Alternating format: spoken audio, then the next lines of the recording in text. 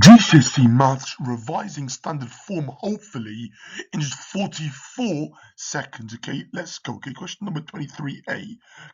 Write 0.000089 standard form. Remember, standard form is a number between 1 and 10 times 10 to a power. So here that will be 8.9, okay, times by 10 to the power of something. That power can be positive or negative. Okay, if it's a small number, it's negative. If it's a big number, it's positive. Okay, so here, to go from here to here, we've gone 1, 2, 3, 4, 5 jumps. So it's 8.9 multiplied by 10 to the power of minus 5. Okay, so 8.9 times by 10 to the minus 5. Okay, or 10 to the power of minus 5. Okay, or negative 5.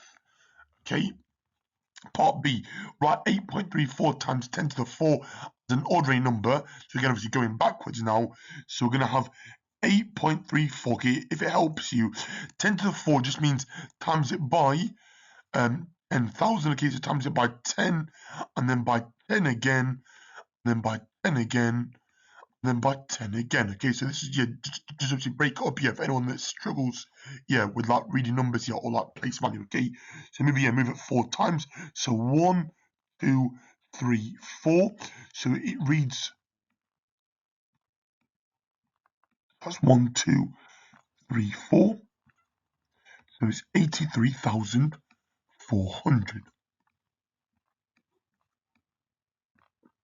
Okay, and that standard form summarized in just 1 minute. Okay, so remember, between 1 and 10, and then I multiply it by 10 to the power of something. That power can be positive or negative. Okay, if it's positive power of 10, then it's a big number, it's a large number.